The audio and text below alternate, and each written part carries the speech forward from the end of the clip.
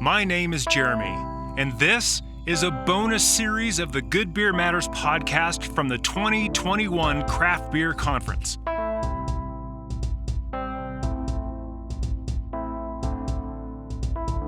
Every year, the Brewers Association puts together the Craft Beer Conference, or CBC, as a means for industry professionals to continue their education, network with peers, and improve quality and performance. I attended this year's CBC as a member of the media, and because there are plenty of beer pros that didn't make it, I wanted to share a few of the many exhibitors that I think you ought to know about. Some of these companies I'm already familiar with, and I personally know they're doing great things. But some I recently discovered and thought were cool enough to share with you. Either way, I hope you enjoy this taste of CBC 2021. Oh, and by the way, I have not been compensated by any company to produce this series. I simply want to help get good things out into the world. Why? Because good beer matters, of course. Thank you for listening. Cheers.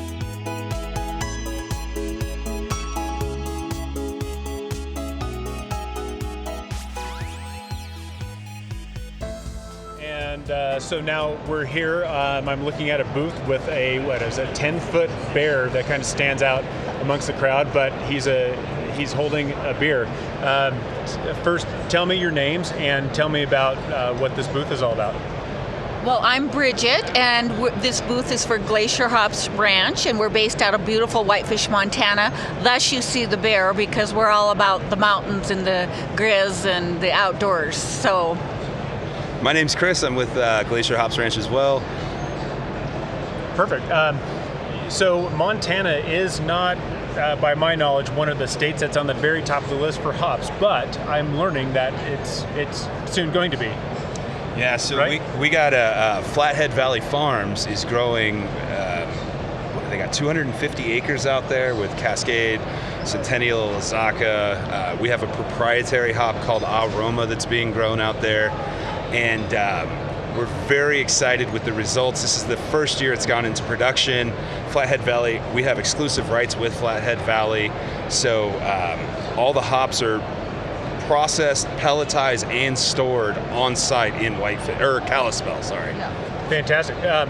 But I think some of the stuff I'm looking at is you have this hop oil thing, which it exists, but it's not prolific out in the market that I'm aware of. But I've gotten to play with it, and it's really cool. So let's talk a little bit about, it's actually Hopzoil with a Z, Hopzoil. and that helps us to stand out, because you might see hops oil on the market, but we are the first ones in the world to extract pure oil from the hops plant. So you're getting that, normally hops is harvested just annually once a year, and we're capturing that within 24 hours of harvest. We are capturing that, and it stays in your beer.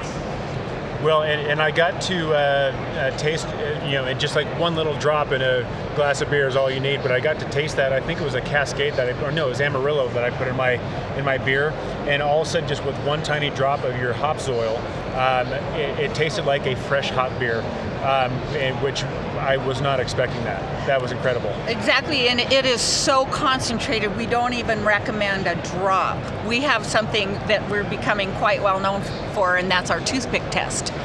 And so it's a great way to test it, and we just barely dip that toothpick in and swish it around in a little glass of beer, and you'll just be amazed what that does. But the one thing it's also doing is helping our brewers with their research and development. It's just cutting it down by months, because they can do so much just in a little glass.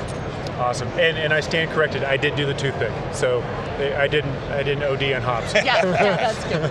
One of the other unique things about the Hopzoil is it reduces your beer loss, right? So when you're dry hopping, you're doing 2, 3, 4 pounds per barrel, you're losing 10, 15, 20% of your beer. So as you add, the more Hopzoil that you add to replace that, you're gaining more beer back into in your bottom line. Which is good. And so, Chris, you and I go back, and I know you were a commercial brewer before doing this, and so I think that's key, because I think some brewers might think, well, is this just some fancy fandangled new thing that we need to try? It's like, well, no, you speak brewerese, you know exactly what their pain points are, and you know where those solutions lie with this product, right? Absolutely, yeah. And the biggest deal with it is not just the loss. I mean, you're getting the same quality that you would get from any other hop, from any T90 you would be using, if not better quality. You're getting a longer shelf life.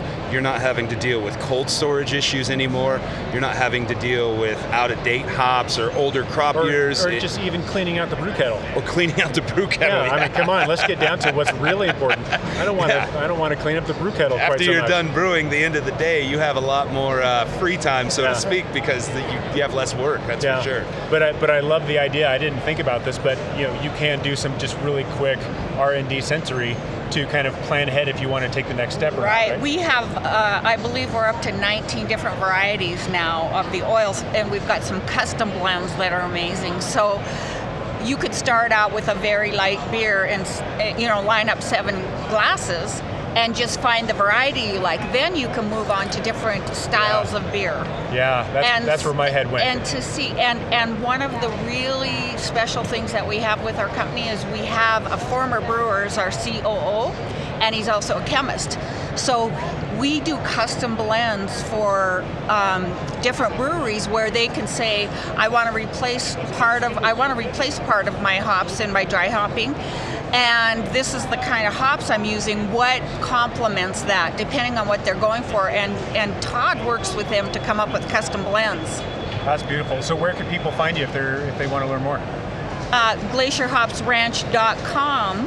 And I just want to mention one thing to add to what Chris said as far as the cost savings. We also have a wonderful tool that is a costing worksheet, and we've collected information from brewers what their costs are for their dry hopping, and we can do it, if you're a tap house, if you're doing it by kegs or production beer.